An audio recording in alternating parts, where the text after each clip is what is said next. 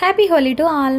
ఇవాళ పక్కింట్లో పూజ ఉంటే పిలిచారండి. సో దానికోసం అయితే రెడీ అయ్యాను. అండ్ ఈ శారీ వచ్చేసి నేను కేకే ఫ్యాషన్ అనే ఇన్స్టా యాప్ నుంచి తెప్పించుకున్నాను. వాళ్ళ కలెక్షన్ అయితే చాలా బాగుంటుంది, రీజనబుల్ ప్రైజెస్లో కూడా ఉంటాయి.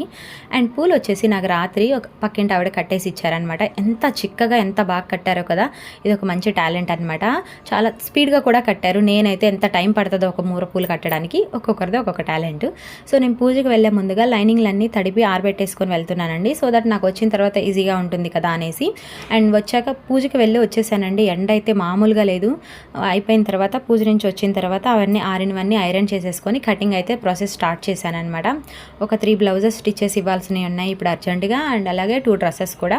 సో ఇవన్నీ కంప్లీట్ చేసేసానంటే నాకు కొంచెం ఈజీగా ఉంటుందనేసి కటింగ్ అయితే చేసి పెట్టుకున్నాను. కటింగ్ చేసి పెట్టుకుంటే స్టిచ్చింగ్ కొంచెం రెండింటికి ఈజీగా ఉంటుంది కదా అనేసి. ఇదైతే వర్క్ బ్లౌజ్ అండి. ఒకటి శారీలోనే వర్క్ ఇచ్చిందనమాట. చాలా హెవీగా ఉంది వెయిట్ అయితే.